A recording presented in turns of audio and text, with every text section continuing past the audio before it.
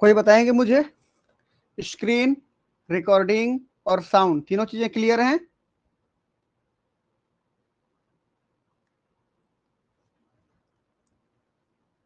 जल्दी बताएंगे।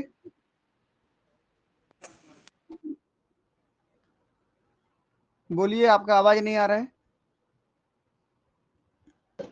Yes sir. ठीक, ओके।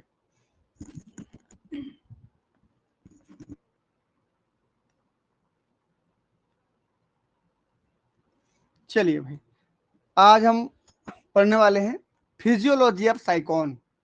साइकॉन में जो फिजियोलॉजी चलती हैं, फिजियोलॉजी मतलब जो क्रियाविधि चलता है उसके अंदर, वो क्या क्या है जो स्पेशली पढ़ने वाले हैं हम लोग, उसके अंदर की प्रोसेस वो क्या क्या। देखिए, मैं नंबरिंग कर दे रहा हूं। सबसे पहला पढ़ेंगे हम लोग कि क्या साइकॉन में मूवमेंट्स होता है, गति होती है, मूवमेंट, पहला प्रोसेस, पहला फिजियोलॉजी। दूसरा हमारे पास है कि साइकॉन के बॉडी के अंदर वाटर का सर्कुलेशन कैसे होता है, वाटर सर्कुलेशन अगला।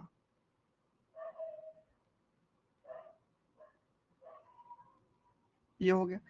तीसरा जो प्रोसेस है हमारे पास कि उसके अंदर न्यूट्रिशन कैसे होता है, जो भोजन लेता है उसका डाइजेशन कैसे होता है, अवशोषण कैसे होता है, ठीक, न्यूट्रिशन।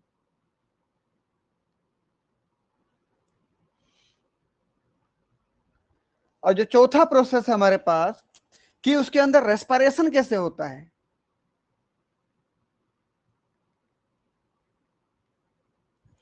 और पांचवा प्रोसेस है, अगर रेस्पिरेशन होता है, डाइजेशन होता है, तो फिर एक्सक्रेशन होगा, उत्सर्जन। एक्सक्रेशन कैसे होता है, ठीक। और छठवां नंबर है उसमें सेंसेशन, संवेदनाएं कैसे, रिस्पॉन्स कैसे होता है, ठीक, नर्वस सिस्टम एंड बिहेवियर।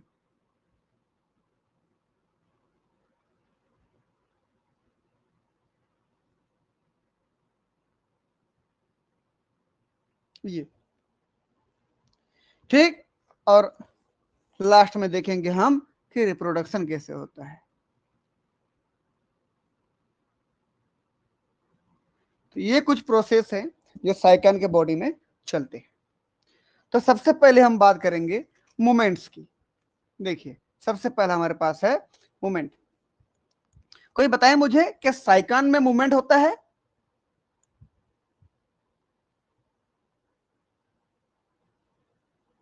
बताएं कोई।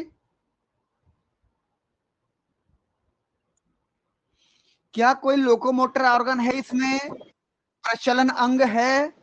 नहीं है। Yes sir. प्रचलन अंग नहीं है तो लोकोमोशन भी नहीं होगा, ठीक। No movement. क्यों बोलने पर? Because of absence of locomotor organ, absence of locomotor organ। Locomotor organ मतलब क्या होता है? प्रचलन अंग, है ना। नो मूवमेंट बोलो या नो लोकोमोशन बोलो, एक ही है। यहां पर तो एक ही है ना, क्योंकि लोकोमोटरी ऑर्गन नहीं है तो लोकोमोशन नहीं होगा। यहां पर लोकोमोशन से मेरा मतलब था कि क्या इसका बॉडी एक जगह से दूसरी जगह ट्रांसफर हो सकता है, मूव कर सकता है, इससे मतलब था। यहां पर मेरा लोकोमोशन का मतलब क्या था कि moving from one place to another place, moving from one place to another, एक जगह से दूसरी जगह गति करना। क्या ऐसा साइकन कर सकता है? बिल्कुल भी नहीं कर सकता है। क्यों? क्योंकि उसके पास लोकोमोटरी ऑर्गन नहीं है। अगर गति नहीं कर सकता इसका मतलब वो जहां है वहीं रहेगा, हमारे जो पेड़ पौधे जैसे रहते वैसे रहेगा ये भी, ठीक। इसका मतलब ये हो गया सेजाइल। सेजाइल मतलब होता है जो गति नहीं कर सकता। कैसा ऑर्गेनिज्म है ये? It is सेजाइल। सेजाइल मतलब जो गति नहीं कर सकता। ठीक, ये हो गया। अगर गति नहीं कर सकता तो सीधी सी बात है, ये कहीं ना कहीं चिपका होगा हमेशा के लिए। कहाँ चिपका होगा? नीचे कोई सबस्ट्रेटम होगा, कोई चट्टान होगा, कोई बेस होगा, इसका आधार होगा, यहाँ पर चिपका होगा। ये पत्थर है मान लीजिए,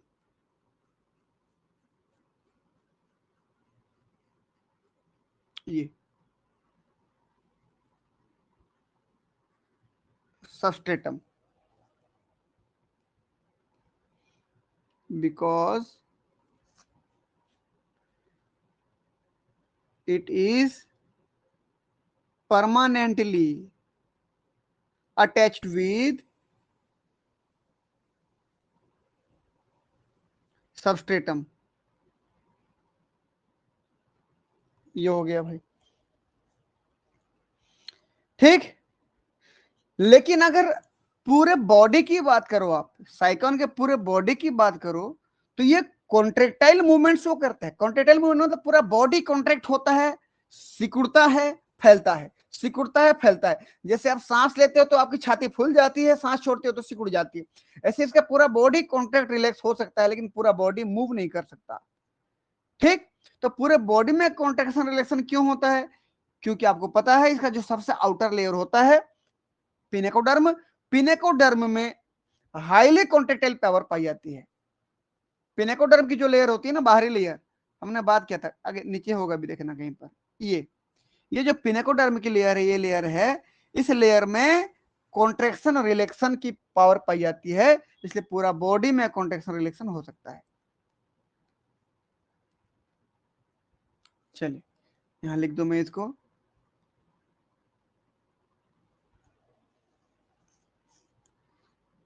the whole body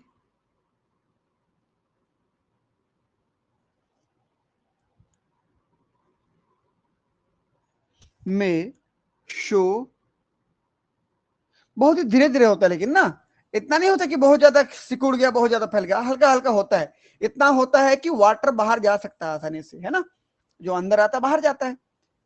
slow contractile movement, इसको मैं अलग कलर से लिख दे रहा हूं, slow contractile movement.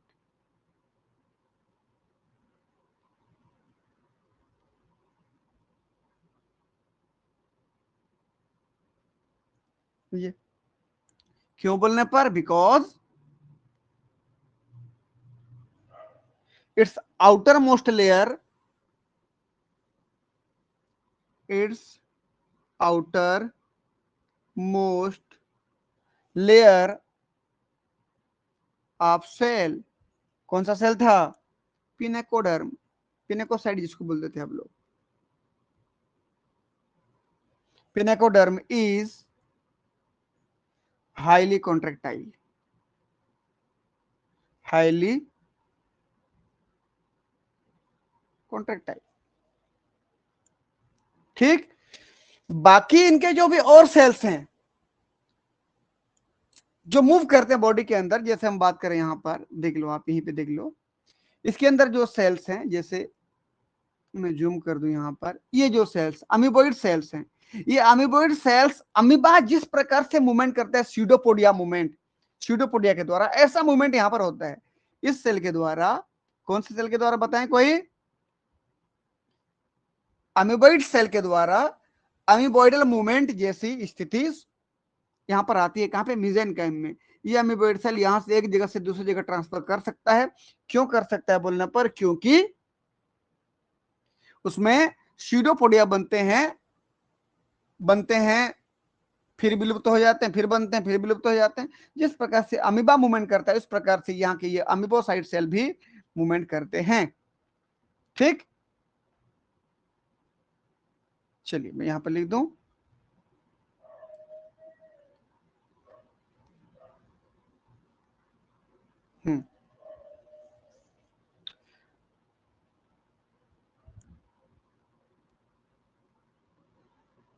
Movement of cells are amoeboid in character, amoeboid in character ऐसे बस इतना छोड़ देते हैं। ठीक, तो ये हो गया इसका मूवमेंट। पूरा बॉडी मूव नहीं करता है, बल्कि बॉडी वहीं पर रह कर सिकुड़ सकता है, फैल सकता है हल्का फुल्का, और उसके अंदर की जो सेल्स होते हैं अमीबॉइड मूवमेंट शो करते हैं। क्लियर है इतना? पहला फिजियोलॉजी हमारा हो गया कंप्लीट। क्लियर है कि नहीं बताएं? Yes sir. ठीक, अगला हमारे पास है वाटर सर्कुलेशन। ये वाटर सर्कुलेशन को यदि समझना है तो केनाल सिस्टम को अच्छे से समझ में आना चाहिए आपको, तब समझ पाओगे आप। मुझे बताइए सबसे बाहर में क्या है भाई? सबसे बाहर में यहां पर वाटर है, हम इसको लिख देते हैं, यहां पर वाटर है।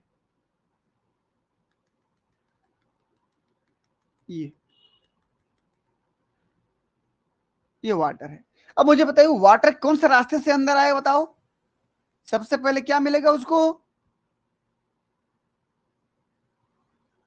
बताइए, सबसे पहले बताइए। ये आउटसाइड का वाटर है। ऑस्टिया। हाँ बिल्कुल, यहां पर लिख दे रहा हूं मैं, आउटसाइड वाटर। याद रखना, इस आउटसाइड वाटर में क्या क्या होगा? ये ऑक्सीजनेटेड होगा, मतलब ऑक्सीजन होगा, प्लस न्यूट्रिएंट होगा, इसमें फूड पार्टिकल होगा। न्यूट्रिएंट लिख दूं मैं यहां पर, फूड पार्टिकल लिख दूं यहां पर। ये सब था आउटसाइड वाटर में। ये बताइए आउटसाइड वाटर सबसे पहले कहां गया? ऑस्टिया से होते हुए, बोलो, ऑस्टिया से होते सबसे पहले कहां गया? ये रुकिए, ऊपर में है ना, ये ऑस्टिया, यहां पर ऑस्टिया, यहां पर बताइए, ये ऑस्टिया में आया, उसके बाद कहां गया बताएं जल्दी फटाफट? इन करंट केनाल। ठीक, इन करंट केनाल। मुझे बताएंगे उसके बाद कहां जाएगा? इन करंट केनाल से कहां जाएगा भाई? डायग्राम देख लो आप, ये देखिए, ऑस्टिया, इन करंट केनाल, इसके बाद क्या है ये बताओ? प्रोसोपाइल, के बाद प्रोसोपाइल। एपोपाइल से स्पॉन्जोसील। ठीक, याद रखना सीक्वेंस,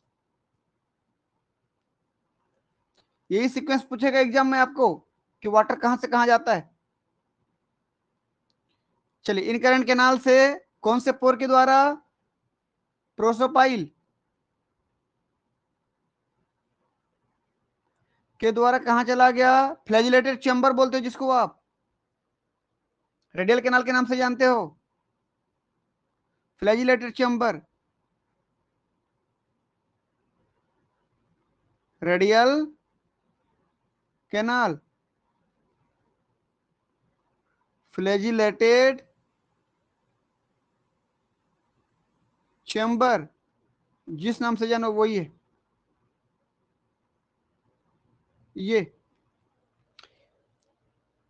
ठीक, बताइए कहां जाएगा? यहां से फ्लैजिलेटेड चैम्बर से, देखिए यहां तक आ चुका है, यहां तक रेडियल केनाल जिसको बोलते हो, वहां से कहां जाएगा? एपोपाइल। कहां पे आ गया?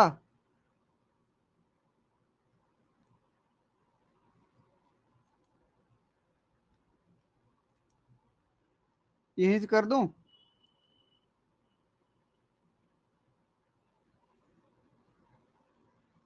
एपोपाइल, बताओ एपोपाइल से कहां जाएगा? एपोपाइल को पार करते हुए यहाँ पे आके देखिए, ये क्या था? स्पॉन्जोसिल था बीच में, सबसे बड़ा वाला चैम्बर, स्पॉन्जोसिल। स्पॉन्जोसिल को और किस नाम से जानते थे? कोई बता पाएगा?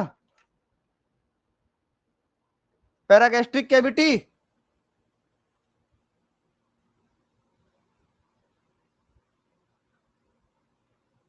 पैरागैस्ट्रिक कैविटी, ये था इसका नाम, दूसरा नाम।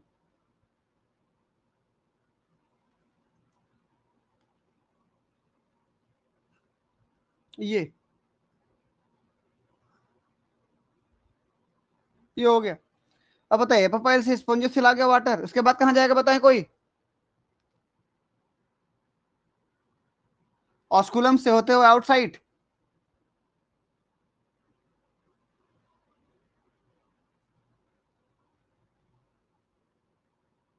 ऑस्कुलम से होते हुए आउटसाइड, लेकिन याद रखना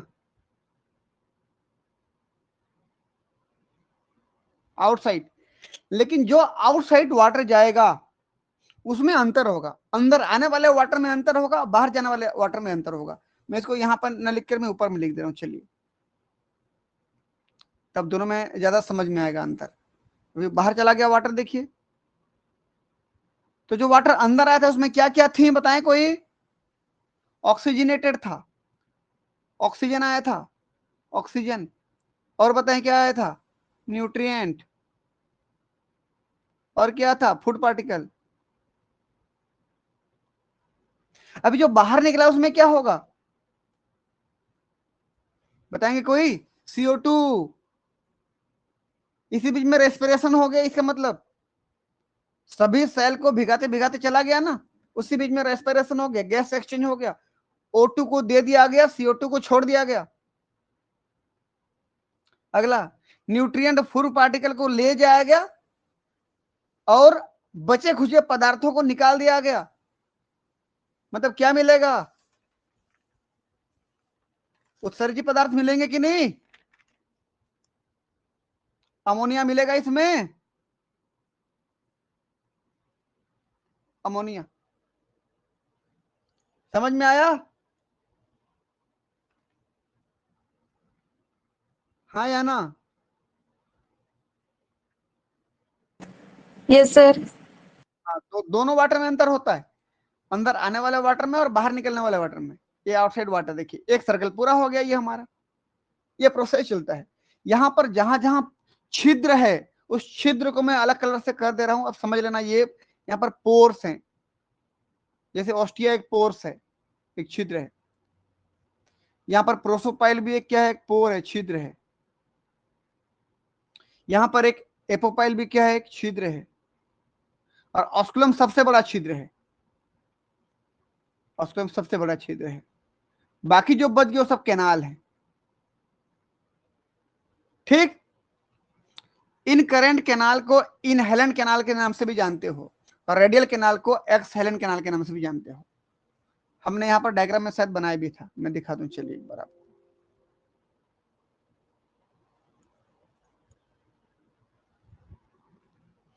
पहले सेव कर लेते हैं ना।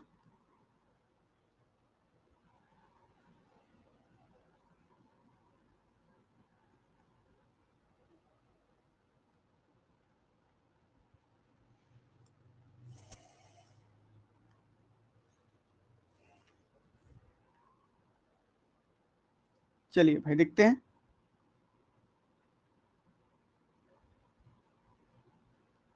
ये देखिए, तो यहाँ पर था शायद कहीं पर, यहाँ पर है शायद, है ना? देख लेते हैं,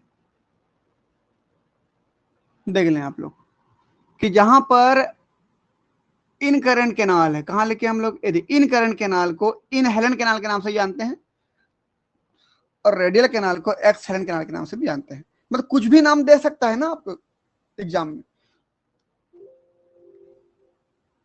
चलिए हम इसको भी लिख देते हैं यहीं पर।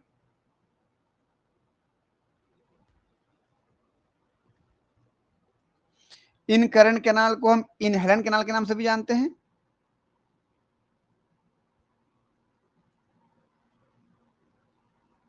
और रेडियल कैनाल को एक्सहेलेंट कैनाल के नाम से भी जानते हैं, बाहर निकलने वाला।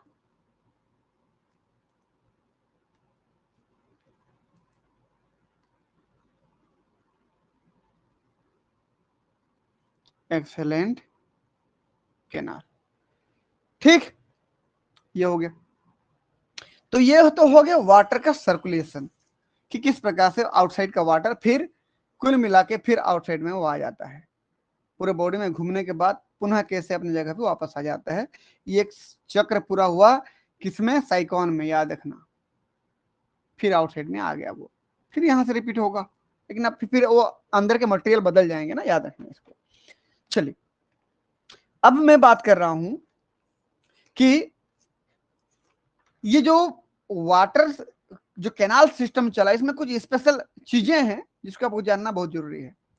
कि बताइए वाटर का यहाँ पर करंट क्यों बना है, क्यों एक धारा चल रही है, वापस घूम रहा है, पानी जा रहा है, बाहर निकल रहा है, क्यों चल रहा है ऐसे,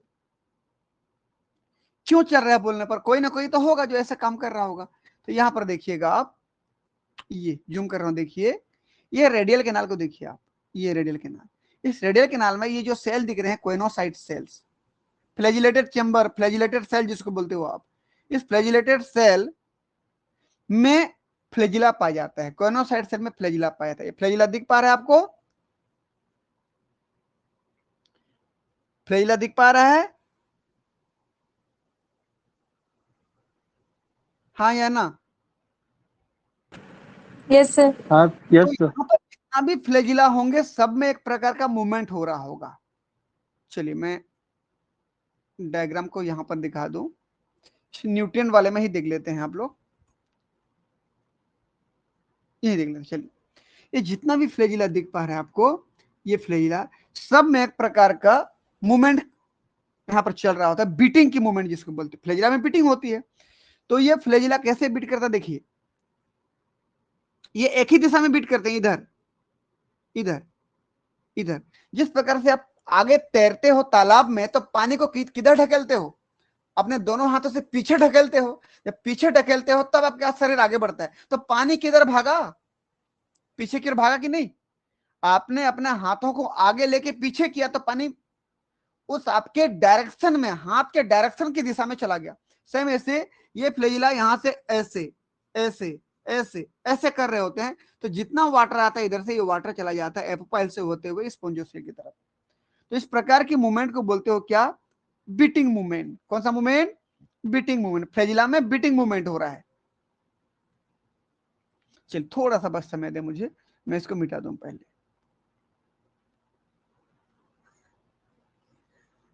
ठीक, चलिए तो फ्लैजिला में कौन सा मूवमेंट हो रहा है?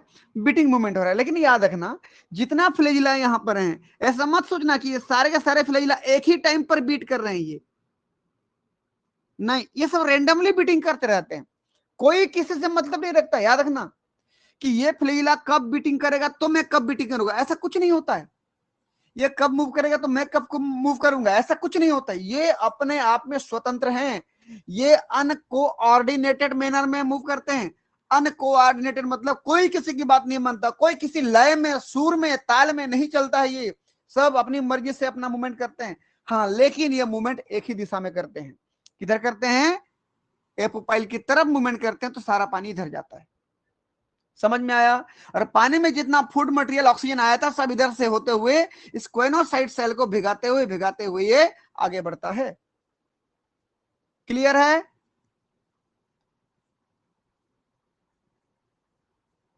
हाँ या ना?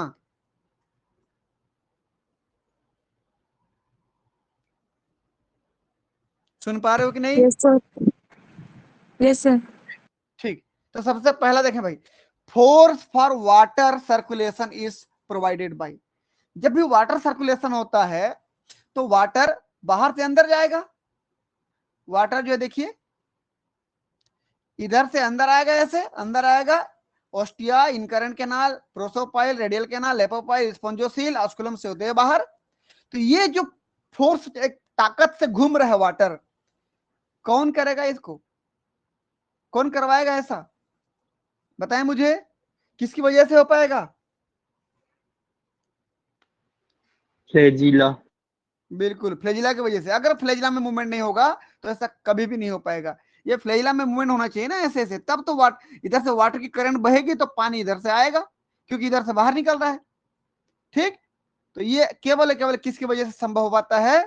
Beating movement of the flagella of choanocyte cells. यहां लिख दे रहा हूं मैं, प्रोवाइडेड बाई बीटिंग मूवमेंट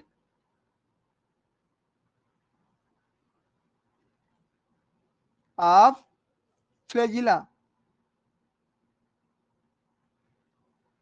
आप कौन सा सेल? कोइनोसाइट सेल्स, आप कोइनोसाइट्स। ठीक, ये इस पहले का उत्तर है, समझ लीजिए आप।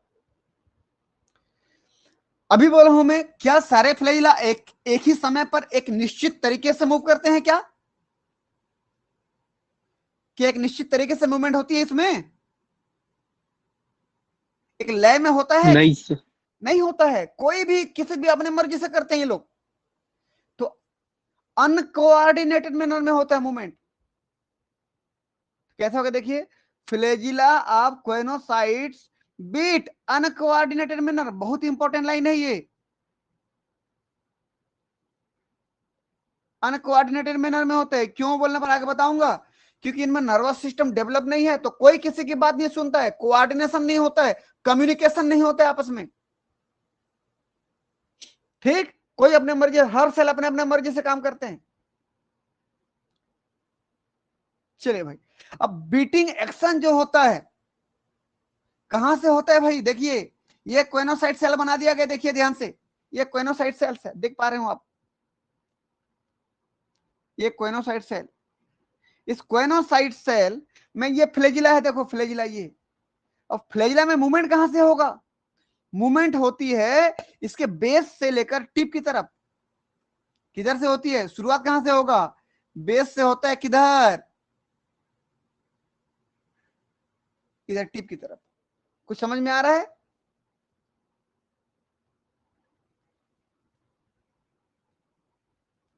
नहीं समझे? ये मान लीजिए फ्लैजिला है, कोइनोसाइट सेल है ये, आप ये समझ लीजिएगा। और ये देखिए, ये फ्लैजिला था ये। अब इस फ्लैजिला में मूवमेंट कैसे होगा भाई? बेस से होता है, किधर? टिप की तरफ। शुरुआत कहां से होता है? बेस से टिप की तरफ होता है। पहला मूवमेंट यहां पे होगा, पहला यहां पे होगा, फिर आगे यहां पर धीरे धीरे बढ़ते जाएगा ऊपर की तरफ, टिप की तरफ। ठीक, नीचे हो गया बेस, ऊपर हो गया टिप। बेसल बॉडी होता है नीचे की तरफ, इधर हो गया टिप। ठीक, तो कमेंट देखिए कि beating action of flagellum start at its base and gradually travel to its tip. ठीक, और ये बहुत ही धीरे धीरे नहीं होता है भाई, बहुत स्ट्रांगली होता है, तब तो पानी को बहा पाएगा ना, आगे भगा पाएगा, इधर भेज पाएगा, क्योंकि मूवमेंट इधर जा रहा है ऐसे, तो पानी को भी इधर भेजेगा। तो बहुत ही स्ट्रांगली होता है और एक ही दिशा में होता है। एक ही दिशा मतलब किधर? किधर, किस तरफ? एपोपाइल तरफ, इधर, इधर से ऐसे ऐसे ऐसे। क्लियर? तो वन वे डायरेक्शन में हुआ। देख लें, बीटिंग एक्शन ऑफ फ्लैजिला कैसे होता है? More strong and Swift one direction toward outside. Outside मतलब बाहर निकालने के लिए, वाटर को बाहर निकालने के लिए होता है ये। ठीक,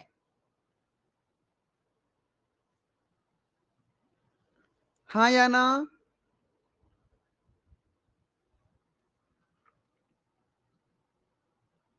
हाँ या ना, जल्दी बोलें, आगे बढ़ूं फिर मैं। Yes sir. ठीक, अब मुझे एक चीज बता दें कि मैं बोलूं कि इधर से वाटर कितना आएगा और कितना निकलेगा। वाटर फ्लो की जो दर है, मान लीजिए बोलो 1 मिनट में कितना वाटर आएगा, कितना वाटर बाहर निकलेगा, ये कौन तय करेगा? बताओ मुझे,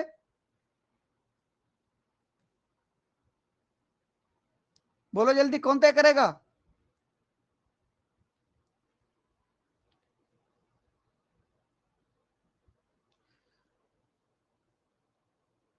सुन पा रहे हो कि नहीं?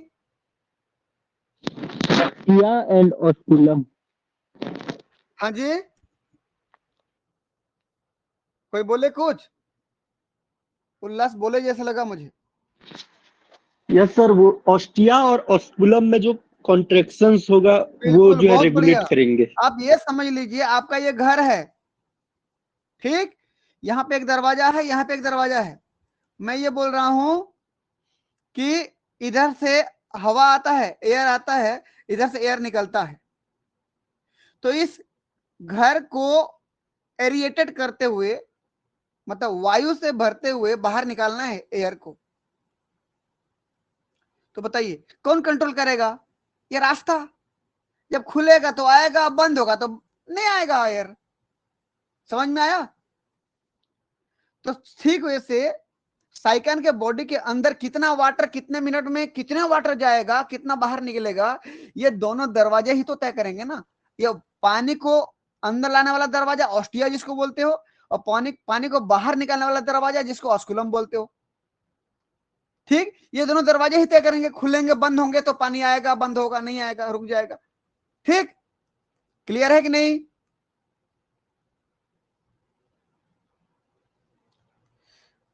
ये जो फ्लैजिला है वो वाटर करंट पैदा करता है, एक धारा पैदा करता है। कितना आएगा कितना नहीं आएगा ये रास्ता तय करेंगे। वो जो रास्ता है, छेद है, छेद बड़ा होगा तो ज्यादा आएगा वाटर। अगर यहाँ पर कॉन्ट्रेक्शन रिलेक्शन हो जाए, तो अगर मैं बोलूं यहाँ पर कॉन्ट्रैक्ट हो जाए, ऑस्टिया बंद हो जाए, तो पानी नहीं आएगा, कितना भी फ्लैजिला मूव करता रहे अंदर। हम पढ़े हैं ना इसको, मायोसाइट्स पाए जाते हैं, पढ़े हैं भाई इसको, हम लोग पूरा पढ़ चुके हैं सबको। यहाँ पर देख लीजिए आप, यहाँ बता दूं मैं, अगर मैं बोलूं ये बंद हो जाए रास्ता तो पानी आना बंद हो जाएगा, अगर ये खुल जाए तो पानी आएगा। ठीक, अगर मैं बोलूं ये रास्ता ही बंद है और यहाँ पर फ्लैजिला कितना भी मूव करता रहे, क्या फर्क पड़ता है? रास्ता तो बंद है, पानी थोड़ी आएगा। तो कितना वाटर आएगा कितना नहीं आएगा ये तय कौन करता है? कॉन्ट्रैक्शन एंड रिलैक्शन ऑफ किसका? Ostia and osculum. लिख दे रहा मैं, चलिए यहां तक देखो भाई क्या लिखा है कि the rate of water flow, water flow की द रेट मतलब क्या होता है? निश्चित समय में कितना वाटर अंदर आएगा। बोले in the sponge body is regulated, मतलब इंक्रीज या डिक्रीज, बढ़ेगा घटेगा, कब कम पानी आएगा कब ज्यादा पानी आएगा, किसके द्वारा होगा? इंक्रीज या डिक्रीज बाई, यहां लिख दो मैं, एनलार्जमेंट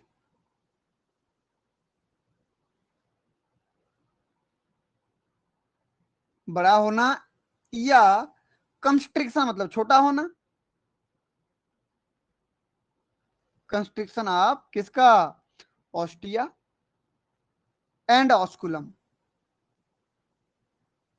ठीक, ऑस्कुलम अगर ये बड़ा छेद हो गया, यहां पर स्पॉन्ज ऑस्कुलम का भी बड़ा छेद हो गया, तो ज्यादा पानी आएगा ज्यादा जाएगा, 1 मिनट में ज्यादा आएगा ज्यादा जाएगा। लेकिन मैं बोलूं ये पानी आने का ऑस्टिया छोटा हो गया, पानी बाहर निकलने का रास्ता छोटा हो गया, तो कम आएगा कम जाएगा।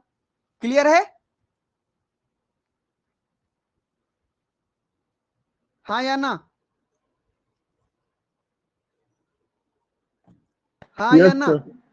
ठीक, बहुत बढ़िया। चलिए अगला, rate of water flow is different in different point of canal system. भाई देखिए साइकॉन में कई कैनाल सिस्टम हैं, कई देखो कई रास्ते हैं आने जाने के पानी के। देखिए तो सबसे पहले तो ऑस्टिया से आएगा इन करंट कैनाल में, प्रोसोपाइल से रेडियल कैनाल में, एपोपाइल से स्पोंजोसिल में, ऑस्कुलम से बाहर, कितना रास्ते से गुजर रहा है ये। तो यहां पर बोला जा रहा है कि अलग अलग पॉइंट पे वाटर का जो स्पीड होता है वो अलग अलग होता है। तो कोई मुझे बता पाएंगे सबसे ज्यादा स्पीड कहां पे होगा, सबसे कम स्पीड कहां पे होगा?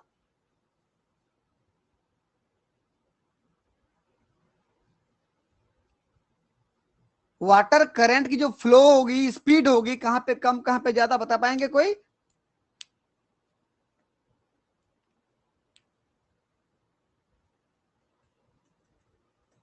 बोलो जल्दी, उल्लास बोलो। Rate of water flow is different in different point of canal system, अलग अलग होता है। तो slowest rate of water flow, slowest कहां पे होगा बताओ मुझे?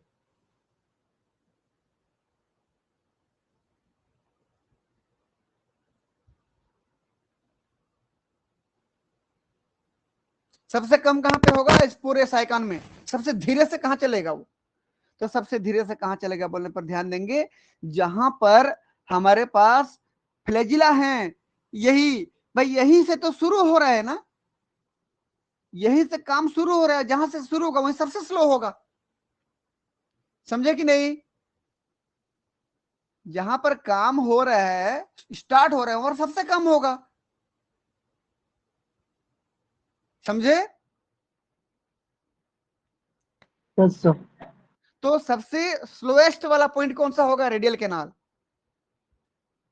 इन रेडियल कैनाल, याद रखना। और सबसे फास्टेस्ट रेट कहां होगा? वाटर सबसे स्पीड कहां बहेगी, बताओ मुझे।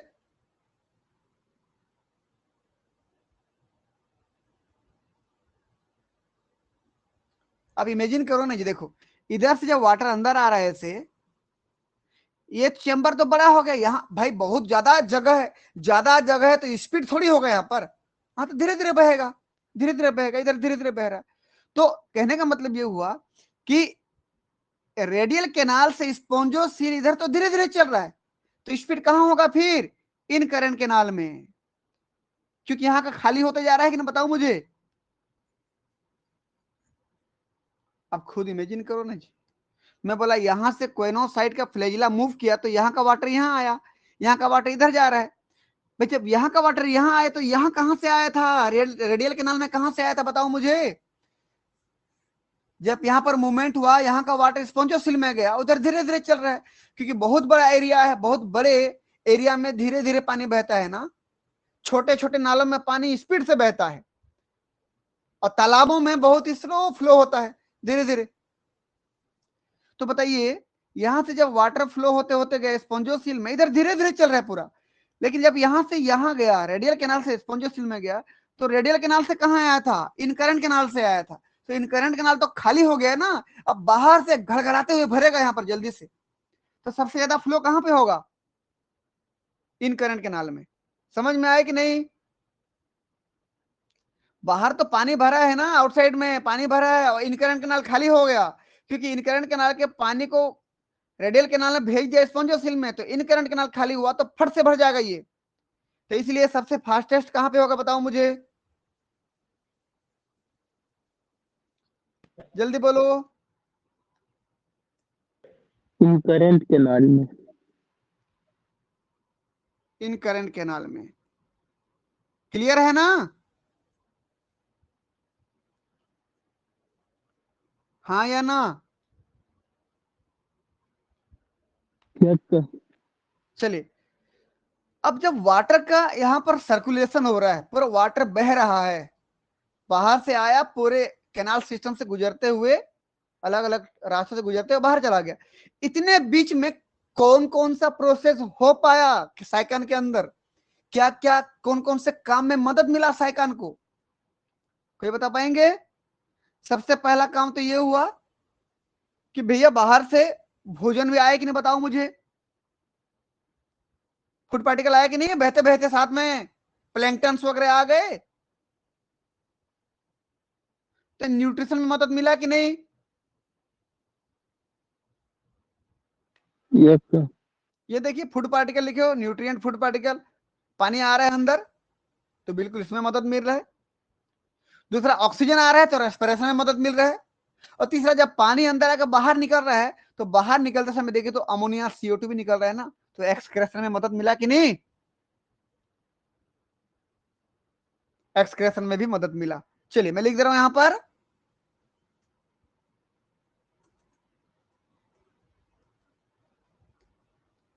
हाँ, सबसे पहला मदद किसमें मिल रहा है? न्यूट्रिशन। न्यूट्रिशन। दूसरा, बताइए भाई, फूड पार्टिकल आया तो न्यूट्रिशन हुआ, ऑक्सीजन आया तो रेस्पिरेशन हुआ, ऑक्सीजनेटेड वाटर आया था ना, रेस्पिरेशन हुआ। तीसरा किसमें मदद मिलेगा? क्योंकि जो वाटर अंदर आया था वो अमोनिया और CO2 को बाहर निकाल दिया, एक्सक्रेशन में मदद किया, एक्सक्रेशन। और सबसे इंपॉर्टेंट चीज जो अब तक नहीं बोला हूं मैं, ध्यान से देखिएगा, कि यदि इस पानी में, इस वाटर में, बाहर में जो ये वाटर है, इस वाटर में किसी दूसरे साइकन का स्पर्म है, यहां पर स्पर्म, तो वो स्पर्म भी इस रास्ते से आता है, रास्ते से आता है और जाके ओवा को फर्टिलाइज करता है, मतलब रिप्रोडक्शन में भी मदद करता है। ये पढ़ेंगे हम आगे। तो तीसरा सबसे इंपॉर्टेंट, चौथा नंबर सबसे इंपॉर्टेंट क्या है? इसमें मदद करता है वाटर सर्कुलेशन। क्या है वो? रिप्रोडक्शन। क्लियर है?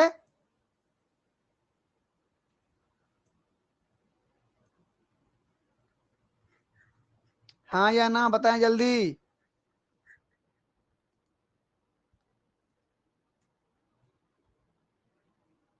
Yes sir. ठीक, चलिए भाई, तो ये हो गया हम लोगों का वाटर सर्कुलेशन। तो हमने क्या क्या पढ़ लिया? मूवमेंट पढ़ लिया, वाटर सर्कुलेशन पढ़ लिया। अब अभी मैं इन 3 चीज के बारे में बात किया हूं, ये इसको छोड़ के, बीच वाला इसको छोड़ के, ये। ठीक,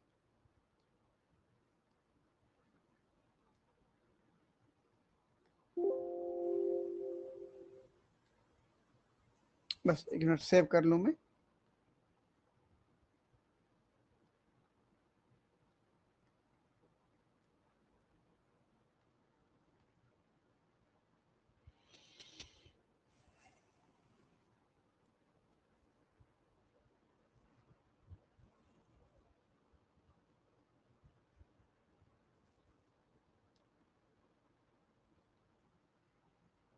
ठीक, अब ध्यान से देखिए इधर। अब बच गया क्या? Nutrition, respiration, excretion, nervous system.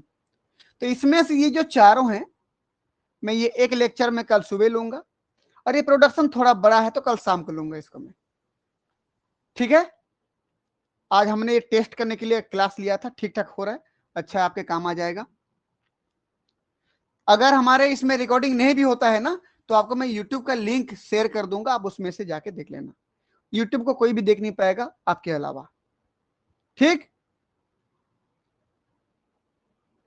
Arjun? Yes sir. Yes sir. ठीक है, अगर इसमें रिकॉर्डिंग में दिक्कत बहुत आ रही है ना, अभी दिक्कत आ भी गया ना, तो मैं आपको यूट्यूब का लिंक शेयर कर दूंगा, वो प्राइवेट वाला लिंक है, वो किसी को नहीं दिखेगा, आप ही को दिखेगा बस। ठीक है, तो कल सुबह भी मेरा क्लास लगेगा। कल सुबह में कितना बजे क्लास लूं, मुझे बताएंगे कोई? 8 बजे?